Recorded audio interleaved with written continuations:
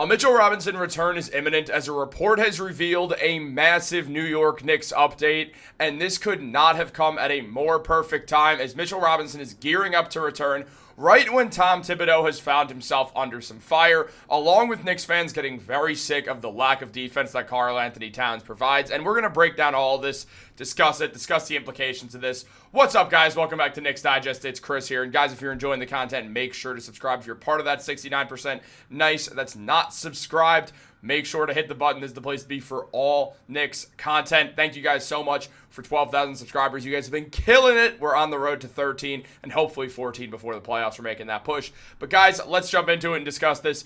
We all know that the big storyline, or one of the big storylines this season for the New York Knicks, has been Mitchell Robinson being out the entire year. It was revealed a while back by Shams Charania that Mitch would miss the entire calendar year of 2024, that first half of the season, and that extended then through January, somewhere between January and February. And then there was some fear that he might not return until mid-March. However, it feels like those fears are allowed to be put to bed, as Shams gave another update saying Mitchell Robinson is closing in on his season debut, and that his goal is to make his return at some point over the next season, or over the next week, not the next season.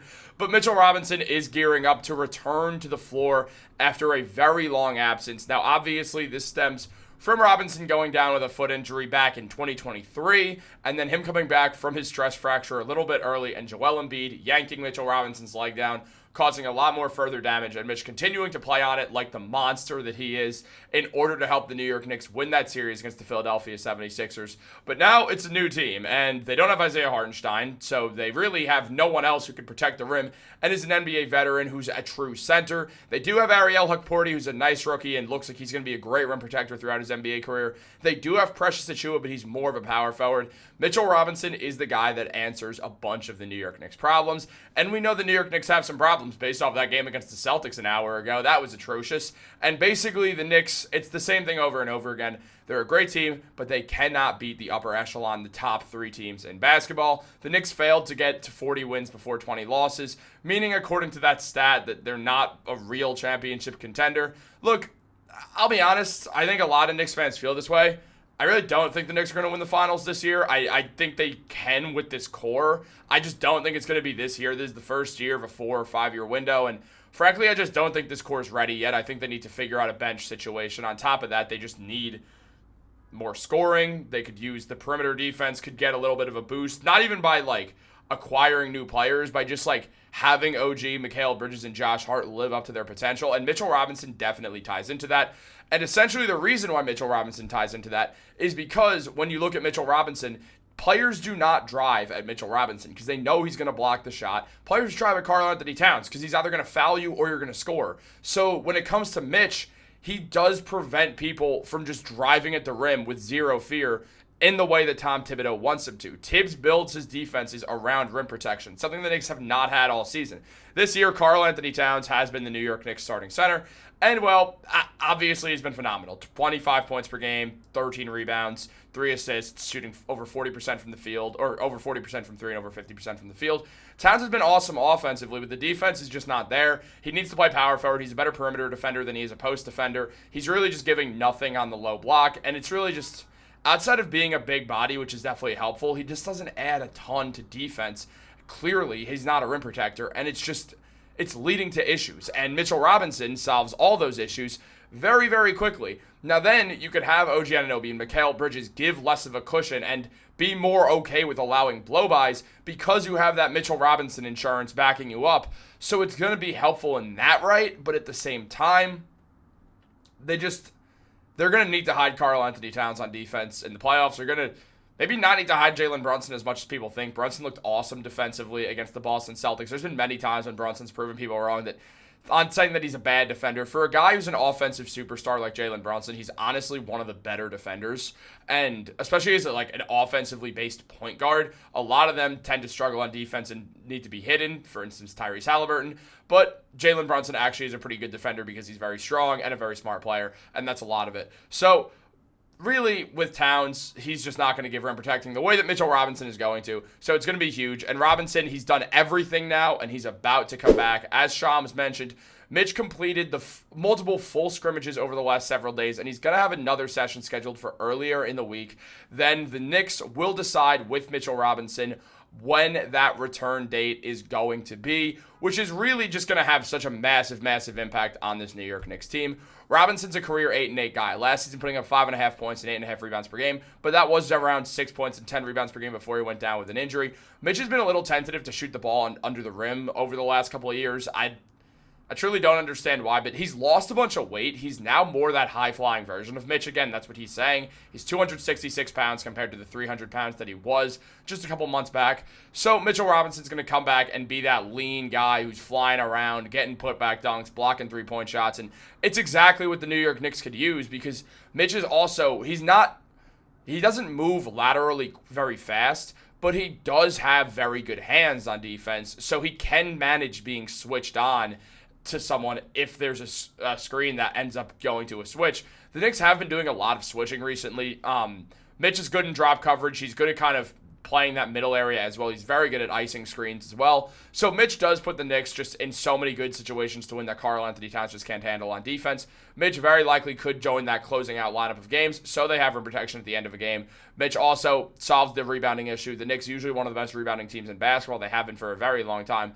Not this season. They just don't have enough big bodies who play enough minutes. Mitch will solve that problem. He's basketball's best offensive rebounder, so there's that to look at. Just along with the fact that you just have a second 7-footer out there with Karl-Anthony Towns, and that's when Towns is at his best, when he's playing power forward. So I'm looking forward to seeing how these two are going to work together. Obviously, the Knicks got smacked around by the Boston Celtics. They actually ended up making it a closer game in the second half, but still, they didn't get anywhere. They ended up losing to the Celtics. They're 0-7 against the top three teams in basketball, being the Thunder, the Celtics, and the Cavs. And, well, I mean, Bridges did not look very good at all. Mikal Bridges didn't look good. OG Anunoby looks like he's still trying to get his way back from the foot injury. Karl-Anthony Towns had an awful first half. He scored like 2 points, and then he did bounce back in the second half. But now he's also down with an injury, which is something we are going to dive into in just a moment. Top of that, Jalen Brunson had a phenomenal third quarter. Josh Hart doing Josh Hart things as well. But the Knicks bench is lacking, and if you throw Mitchell Robinson on that bench as well, it does quickly become much, much better. Also, why did Landry Shamet not play more? I thought he looked good personally. His defense was good. He had a positive plus-minus. He was hitting threes well. Very strange that Tibbs didn't play Landry Shamet more. But Tom Thibodeau is certainly under fire now with everything that's going on because the Knicks have just not been beating the best teams in basketball, and it's caused issue to fans. I have the problem with it, and it gets to this point where you desperately need to see a Tom Thibodeau defense with rim protection before we could really judge Tibbs. Well, we could judge him on offense. He's not a good offensive coach. He just isn't. There's too much freelance styles. It's very heavy in isolation. There's not enough plays or sets being ran, and it's just that has to change, but we could jump into that on a different video. It's something that's going to have to happen. I do have a video coming out on Tibbs, so we'll talk about that then.